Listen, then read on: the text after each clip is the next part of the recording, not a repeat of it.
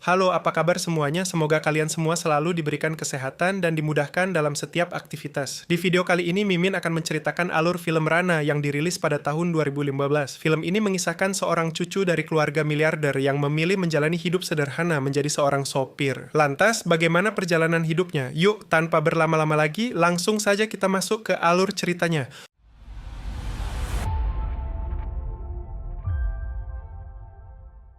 Bertempat di Swiss, seorang miliarder bernama Sharat Chandra tengah menghadiri rapat bersama para rekan bisnisnya. Sebagai pemimpin perusahaan sekaligus CEO, Sharat memiliki banyak musuh yang mengincar posisinya.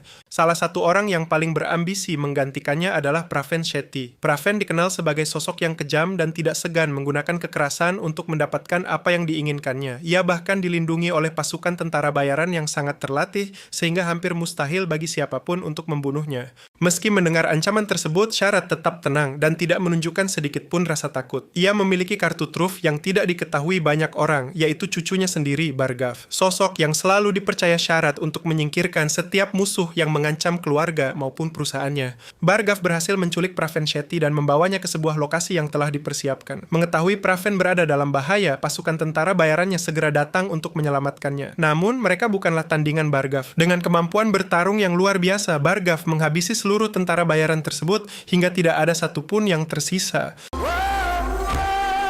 Setelah semua pengawal Praven berhasil dilumpuhkan, Bhargav memberikan peringatan kepada Praven untuk tidak mengganggu atau berurusan dengan kakekku, Sharat Chandra. Namun, sebanyak apapun kekayaan yang dimiliki Sharat Chandra, semua itu tidak pernah mampu membuatnya benar-benar bahagia. Di balik kemewahan yang mengelilinginya, ia hidup dalam kesunyian. Rumah megah yang ia tempati terasa sepi karena tidak lagi dipenuhi tawa dan kehangatan keluarga. Hal itu disebabkan oleh kepergian putri kesayangannya, bernama Saraswati, yang telah meninggalkan rumah. Selama 25 tahun Saraswati tidak pernah kembali ataupun memberikan kabar, sehingga Sharat Chandra harus menanggung kerinduan yang begitu mendalam. Kini, hanya tinggal 3 bulan lagi sebelum Sharat Chandra genap berusia 75. Menyadari usianya yang semakin senja, ia memiliki satu permintaan terakhir yang sangat berarti. Ia menyuruh cucunya, Bhargav, dan memintanya untuk mencari serta membawa pulang bibinya, Saraswati, yang telah menghilang selama 25 tahun. Sharat Chandra kemudian meminta Bhargav berjanji bahwa apapun yang terjadi, ia harus membawa Saraswati beserta seluruh keluarganya kembali ke rumah, agar mereka dapat berkumpul sebagai sebuah keluarga. Bhargav kemudian berangkat menuju India dengan menggunakan pesawat pribadinya. Anak buah Bhargav bernama Narayan memberikan foto terbaru bibinya, Saraswati, serta pamannya, Prakash, agar Bhargav dapat mengenali mereka. Setibanya di India, Bhargav mulai mengawasi Prakash yang baru saja kembali dari perjalanan dinas di luar kota dan tiba di bandara. Dari kejauhan, Bhargav mengikuti pamannya tanpa menarik perhatian, sambil mencari kesempatan yang tepat untuk mendekatinya. Namun, di tengah perjalanan, Prakash tiba-tiba mengalami serangan jantung. Tanpa berpikir panjang, Bhargav segera menghentikan kendaraannya, memberikan pertolongan, lalu membawa Prakash ke rumah sakit terdekat agar segera mendapatkan penanganan medis. Tak lama kemudian, Saraswati mendapat kabar dari anak buahnya bahwa suaminya sedang dirawat di rumah sakit. Mendengar kabar tersebut, ia langsung bergegas menuju rumah sakit. Sesampainya di sana, Saraswati tidak mengenali Bhargav. Terakhir kali ia melihat keponakannya itu, Bhargav masih kecil. Melihat suaminya dibawa ke rumah sakit yang sederhana, Saraswati langsung meluapkan kemarahannya. Sebelum Bhargav sempat memberikan penjelasan, seorang dokter menghampiri Saraswati. Dokter menjelaskan kepada Saraswati bahwa kondisi Prakash saat tiba di rumah sakit sudah sangat kritis. Keputusan Bhargav membawanya ke rumah sakit terdekat telah menyelamatkan nyawanya, karena jika dibawa ke rumah sakit yang lebih jauh, Prakash kemungkinan besar tidak akan selamat. Mendengar penjelasan itu, Saraswati pun terdiam. Setelah sadar, Prakash meminta untuk bertemu dengan orang yang telah menyelamatkan nyawanya. Ia ingin mengucapkan terima kasih secara langsung. Mendengar permintaan tersebut, Bhargav diminta menemui Prakash. Sebelum masuk, ia menghubungi Narayan agar mendengarkan seluruh percakapannya dari luar. Di dalam ruangan, Prakash menanyakan nama Bhargav. Sekilas melihat papan nama seorang dokter bertuliskan Chandru, Bhargav pun spontan memperkenalkan dirinya dengan nama tersebut. Ia juga mengarang cerita bahwa dirinya adalah mantan sopir yang pernah bekerja di Dubai. Sementara itu, anak buah Bhargav yang mendengarkan percakapan tersebut melihat sopir pribadi keluarga Prakash datang ke rumah sakit. Mereka segera menghampiri sopir itu, lalu memberinya sejumlah uang agar mengundurkan diri dari pekerjaannya. Tak lama kemudian, Narayan yang menyamar sebagai pasien memberitahu Prakash bahwa sopir pribadinya telah memutuskan untuk berhenti bekerja. Mengetahui hal itu, Prakash langsung menawarkan pekerjaan sebagai sopir kepada Bhargav yang sekarang kita panggil Chandru. Biar gampang ya guys. Tanpa ragu, Chandru menerima tawaran tersebut dengan senang hati. Dengan demikian, misinya untuk mendekati keluarga bibinya menjadi jauh lebih mudah. Chandru kemudian tiba di rumah bibinya. Sebelum masuk, ia mengganti seluruh pakaiannya agar terlihat seperti orang biasa dan tidak menimbulkan kecurigaan. Saat pertama kali memasuki rumah, orang pertama yang ditemuinya adalah putri sulung Prakash, Andira. Nice meeting you, Chandru. Karena masih menjadi orang baru, Chandru diperintahkan oleh anak buah Prakasa bernama Swami untuk mengambil makanan. Namun bukannya menuju dapur, ia justru diarahkan ke lantai atas. Tanpa mengetahui apapun, Chandru masuk ke sebuah kamar yang ternyata adalah kamar putri kedua Prakash, Rukmini. Saat itu, Rukmini sedang kesulitan menarik resleting gaunnya. Melihat hal tersebut, Chandru berniat membantu. Namun begitu menyadari ada orang asing di dalam kamarnya, Rukmini langsung berteriak hingga membuat seluruh penghuni rumah terkejut. Suami pun memarahi Chandru karena telah memasuki kamar Rukmini tanpa izin. Chandru pun menjelaskan bahwa ia hanya mengikuti petunjuk yang diberikan suami kepadanya untuk menuju ke lantai atas.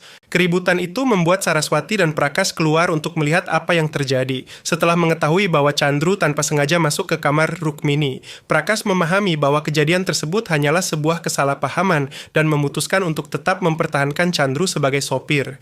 Saat Chandru sedang membersihkan mobil, suami memperhatikan bahwa sikap, cara berbicara, dan pembawaan Chandru sama sekali tidak mencerminkan seorang sopir. Menyadari hal itu, Chandru kemudian menyuruh Narayan untuk mencari bagaimana bersikap layaknya seorang sopir agar penyamarannya tidak terbongkar.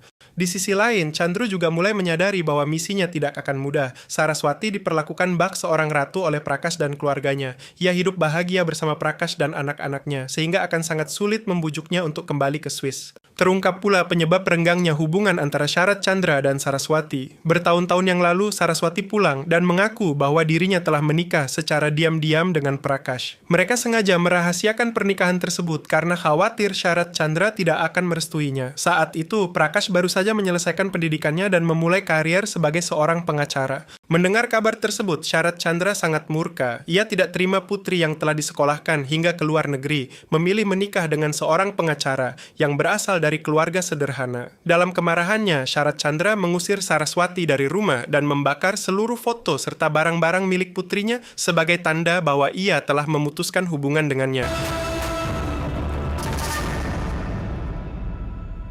Sementara itu, setelah insiden di kamar Rukmini, Chandru menemui Rukmini untuk meminta maaf. Namun, Rukmini yang memiliki sifat angkuh sama sekali tidak menghiraukannya. Kemudian Chandru menjalankan pekerjaannya seperti biasa sebagai sopir keluarga Prakash. Ia mengantar Saraswati ke sebuah hotel untuk menghadiri pertemuan penting. Di sana, Saraswati tengah menghadapi masalah serius. Hotel miliknya terlilit utang dalam jumlah besar yang telah jatuh tempo. Karena tidak mampu melunasinya, seorang pengusaha dan politisi berusaha mengambil alih kepemilikan hotel tersebut. Tidak memiliki pilihan lain, Saraswati terpaksa menandatangani dokumen tersebut. Setelah pertemuan selesai, Saraswati keluar dari ruangan dengan wajah penuh kesedihan. Melihat keadaan bibinya, Chandru segera masuk ke dalam ruangan dan menanyakan siapa yang telah membuat Saraswati sedih. Salah seorang politisi kemudian bertanya siapa dirinya. Chandru memperkenalkan diri sebagai sopir Saraswati. Mendengar hal itu, sang politisi meremehkannya dan memerintahkan anak buahnya untuk mengusir Chandru dari ruangan. Namun, Chandru sama sekali tidak gentar. Dengan kemampuan bertarung yang dimilikinya, ia melawan para anak buah politisi tersebut dan dengan mudah mengalahkan mereka.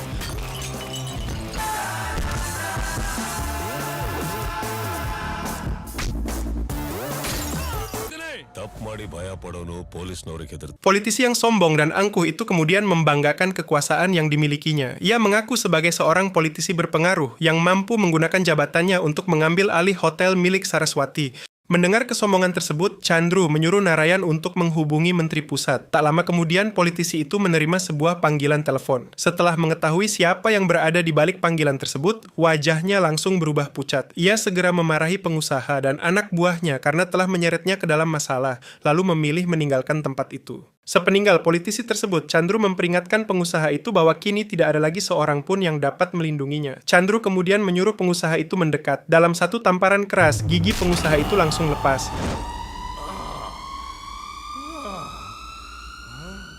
Dengan penuh ketakutan, pengusaha itu mengikuti perintah Chandru untuk mengembalikan seluruh dokumen kepemilikan hotel kepada Saraswati. Saraswati dan Prakash terkejut karena orang yang sebelumnya berusaha merebut hotel mereka kini justru datang untuk meminta maaf dan mengembalikan seluruh dokumen kepemilikan.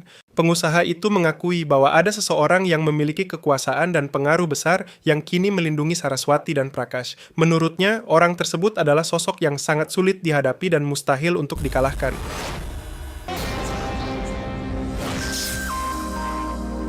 Suatu hari, saat berbelanja bersama Rukmini, Chandru melihat Andira dibawa lari oleh sekelompok pria. Menyadari Andira berada dalam bahaya, Chandru segera mengejar para penculik tersebut. Dengan kemampuan bertarungnya yang luar biasa, ia berhasil mengalahkan mereka satu persatu.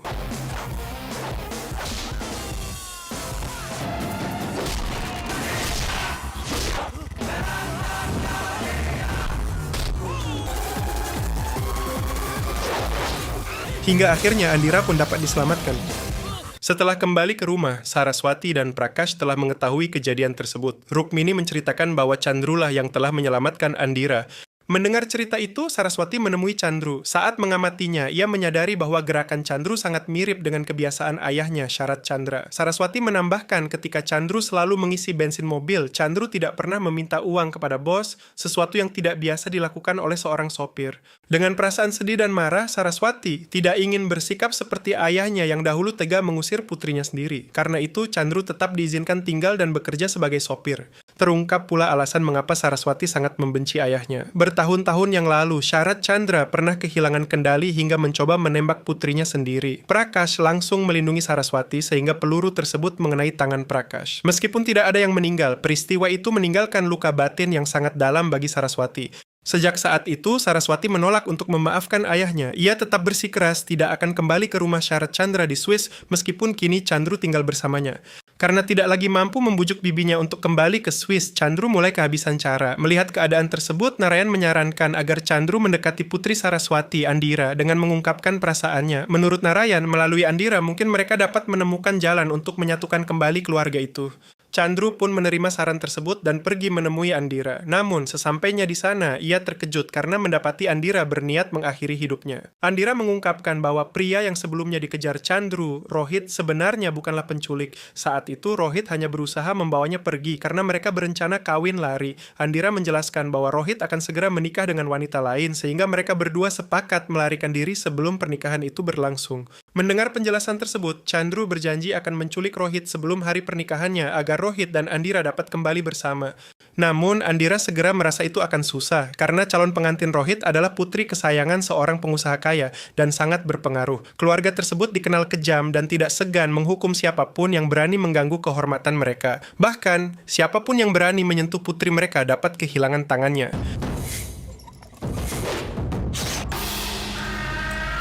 Meski mendengar peringatan itu, Chandru tetap tenang. Baginya, ancaman sebesar apapun bukanlah sesuatu yang perlu ditakuti. Sebelum Chandru pergi, Andira memberikan sebuah foto Rohit agar ia lebih mudah mengenalinya. Setelah menerima foto tersebut, Chandru keluar dari kamar Andira. Di luar kamar, Rukmini mulai merasa ada sesuatu yang mencurigakan. Ia melihat Laksmi berada di luar rumah dan mengira pria itu sedang menunggu Chandru setelah mencuri sesuatu. Rukmini pun berniat melaporkan kecurigaannya kepada Saraswati. Namun Rukmini terpeleset dan terjatuh ke belakang mobil. Kepalanya terbentur cukup keras hingga membuatnya pingsan.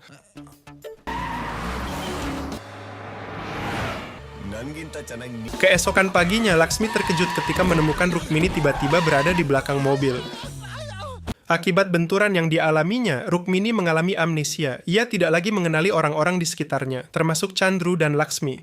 Mengetahui kondisi tersebut, Chandru melihat sebuah kesempatan untuk mendekatkan kembali keluarganya. Ia kemudian menghubungi kakeknya, Syarat Chandra, dan membiarkan Rukmini berbicara dengannya melalui telepon. Syarat Chandra pun sangat terharu dan bahagia karena untuk pertama kalinya ia dapat mendengar suara cucunya, yang selama ini belum pernah ia temui maupun ajak berbicara. Chandru dan Laksmi kemudian mendatangi rumah Rohit untuk membawanya pergi sebelum pernikahannya berlangsung. Namun karena kepolosannya, Laksmi tanpa sengaja mengatakan kepada kakak calon pengantin wanita bahwa tujuan kedatangan mereka adalah menculik Rohit agar pernikahan tersebut dibatalkan. Mendengar hal itu, kakak calon pengantin wanita tetap bersikap tenang dan mempersilakan Chandru serta Laksmi masuk ke dalam rumah. Di balik sikap ramahnya, ia diam-diam memerintahkan anak buahnya bersiap dengan senjata tajam untuk menyergap mereka. Setiap kali Chandru menoleh, mereka langsung berpura-pura sibuk mempersiapkan acara pernikahan agar tidak menimbulkan kecurigaan.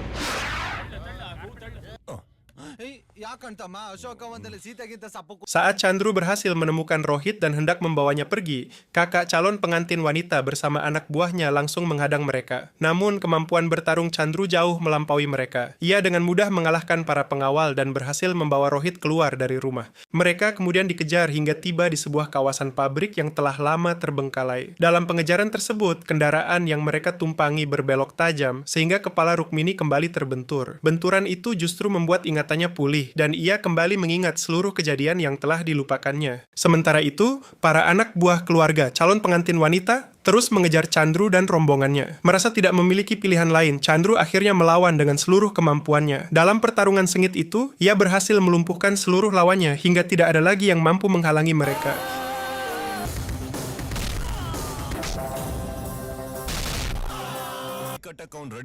Setelah berhasil melumpuhkan seluruh anak buah Verapa, Chandru membawa Rohit dan Andira menemui Prakash dan Saraswati untuk meminta restu. Mengingat dirinya dahulu pernah dipaksa berpisah dari orang yang dicintainya, Saraswati akhirnya merestui hubungan Andira dan Rohit.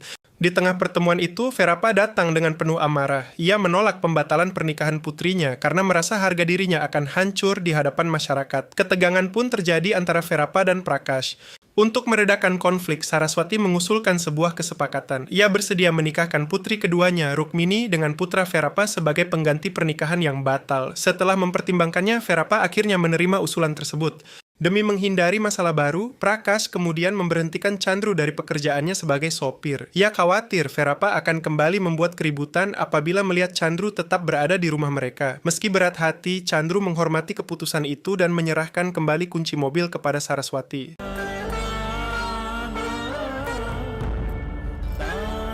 Tak lama kemudian, Chandru menerima telepon dari ayahnya yang mengabarkan bahwa kondisi Sharat Chandra tiba-tiba kritis. Ayahnya meminta Chandru segera pulang ke Swiss dan melupakan rencananya membawa Saraswati pulang. Namun, Chandru menolak. Ia telah berjanji kepada kakeknya untuk mempertemukannya dengan Saraswati sebelum ulang tahunnya yang ke-75. Dengan penuh harap, Chandru memohon agar ayahnya menjaga Sharat Chandra tetap bertahan hingga ia berhasil memenuhi janjinya. Di sisi lain, Andira dan Rukmini mengajak Chandru makan bersama sebagai bentuk terima kasih karena atas semua pengorbanan Chandru yang telah membantu menyatukannya kembali dengan Rohit. Pujian yang terus diberikan Andira membuat Rukmini merasa cemburu. Saat itulah terungkap bahwa sejak pertama kali bertemu, Rukmini telah menaruh hati kepada Chandru. Ia pun dengan jujur mengungkapkan perasaannya. Sementara itu, seorang pria yang bernama Baskar datang ke rumah Saraswati untuk mengurus persiapan pernikahan anak Verapa dengan Rukmini. Ternyata Chandru menjadi asisten pribadi Baskar. Selama proses tersebut, Baskar dan Chandru menginap di rumah Saraswati. Chandru pun selalu mengerjai Baskar hingga pria itu merasa tidak nyaman dan mengadu kepada Saraswati dan Prakash.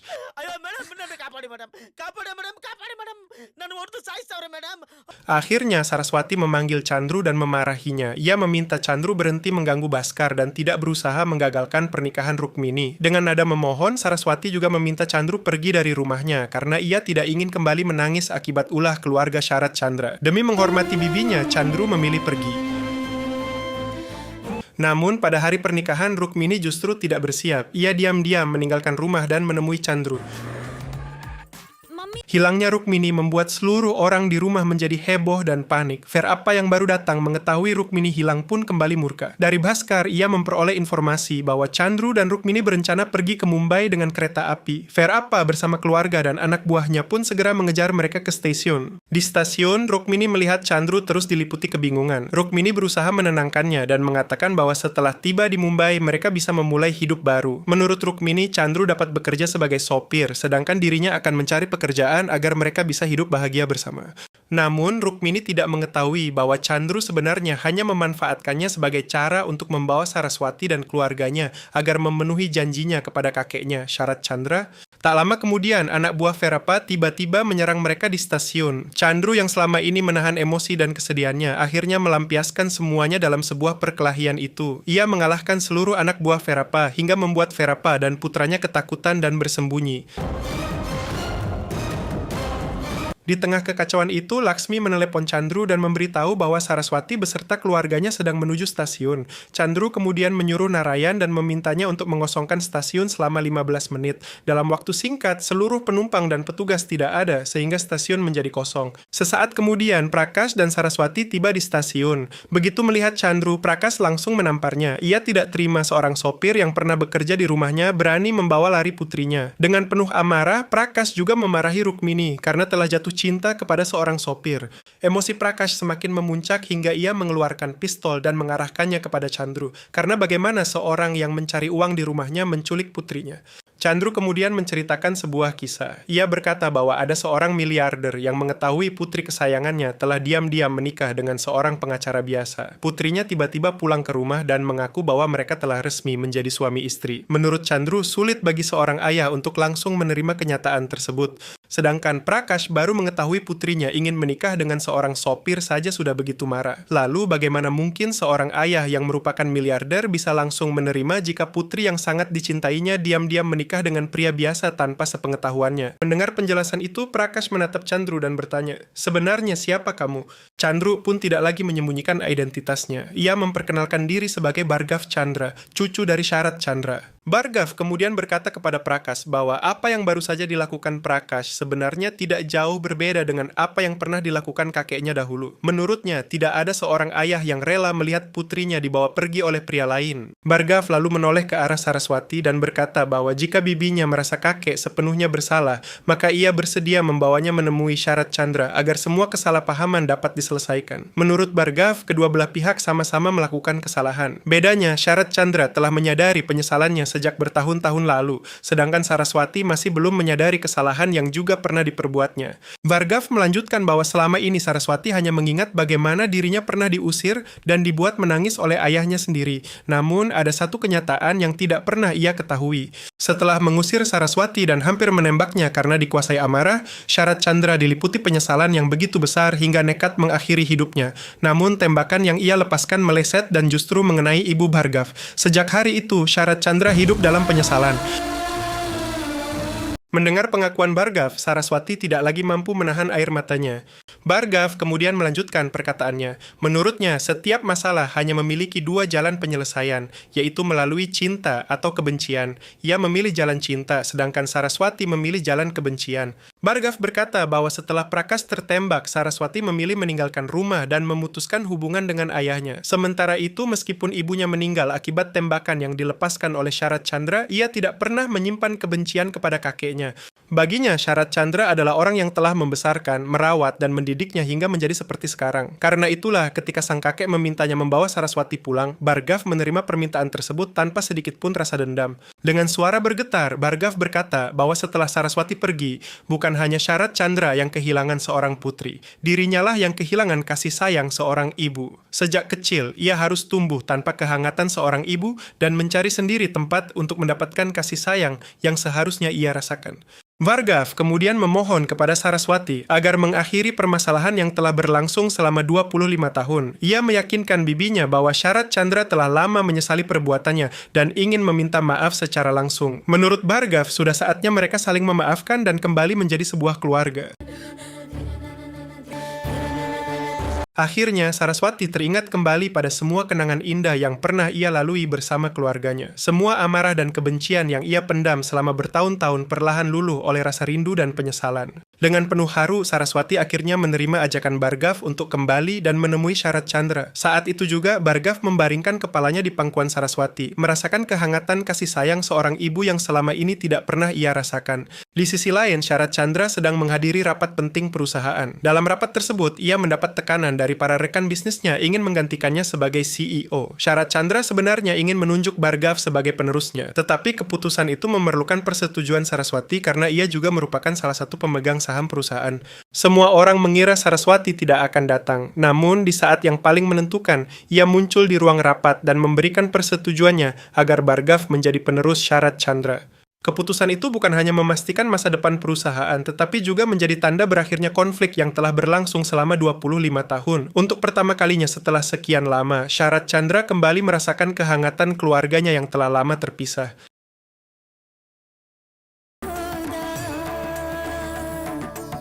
Akhirnya, film ini pun berakhir sampai di sini. Bagaimana menurut kalian? Apakah alur ceritanya seru, menegangkan, dan penuh emosi? Tuliskan pendapat kalian di kolom komentar. Jangan lupa untuk like, subscribe, dan aktifkan lonceng notifikasi, agar tidak ketinggalan ulasan film menarik lainnya. Terima kasih sudah menonton, dan sampai jumpa di pembahasan film berikutnya.